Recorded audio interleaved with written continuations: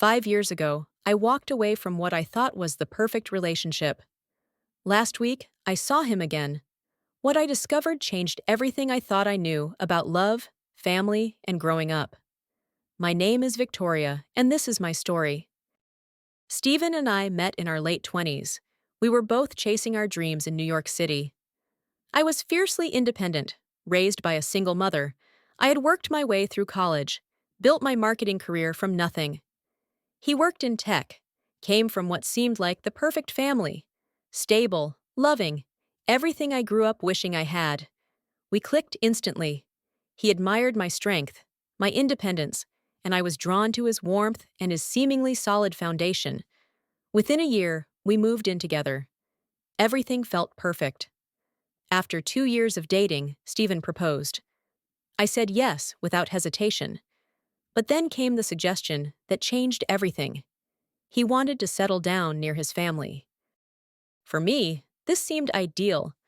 I'd always longed for the close-knit family bonds I never had growing up. Stephen's parents had always been polite during visits, never giving any hint of disapproval. But the moment we moved to his hometown, Stephen transformed. It was like watching a grown man regress into a helpless child who couldn't function without his mother. His mom didn't just visit our apartment. She lived there. She picked out our curtains, our china, our decorations, everything. When I pointed out this invasion of our relationship and space, Stephen dismissed my concerns. "She's just being helpful. You're being dramatic," he'd say. At first, it was easy to brush off the little things. His mom tagging along on our dates, texting when she couldn't join, calling in the middle of dinner. But over time, it became clear. I wasn't just building a life with Stephen. I was competing for space in his world. Every evening, I'd come home from work, and she'd already be there. Her shoes by the door, her scent in the kitchen, her opinions on everything from curtains to casseroles. If I cooked, hers was better. If I felt sick, she was sicker. There was always a subtle contest, and I was always losing. The final straw came on a breezy winter morning. Stephen woke up with a mild cold. Nothing unusual, just the typical winter sniffles. He made a doctor's appointment online, got dressed, and was ready to leave when his mother bustled into the apartment, purse clutched, ready to take her little boy to the doctor.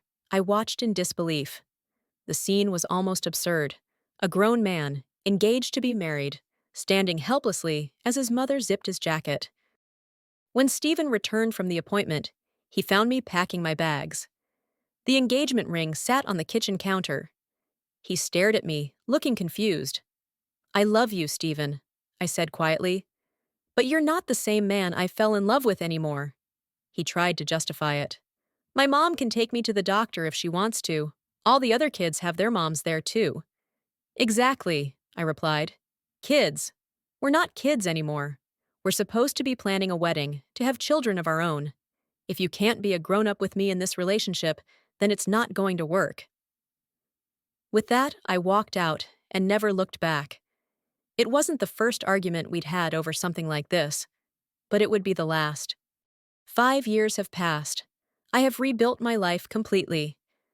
I met someone who matched my independence with his own maturity. We're married, have a daughter. We've created the kind of partnership I've always dreamed of, built on mutual respect and genuine equality.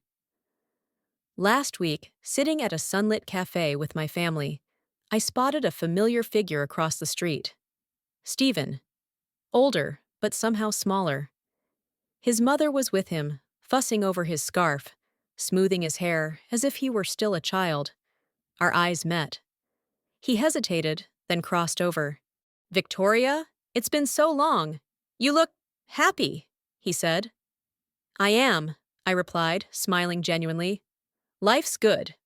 "I always thought we'd run into each other again," Stephen continued. I glanced at his mother, waiting across the street, still holding his things, still managing his life. "Some things never change, Stephen. I hope you're well." I looked at my family. My daughter was tugging at my hand, ready for our next adventure. Something flashed in Stephen's eyes when he looked at my daughter. Perhaps regret, maybe envy. I don't know. I didn't want to assume. He'd tried to gaslight me into thinking I didn't know what real family was because I didn't have one like his.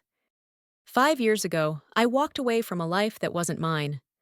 Today, I know the hardest part wasn't leaving Stephen. It was letting go of the dream that he'd someday grow up.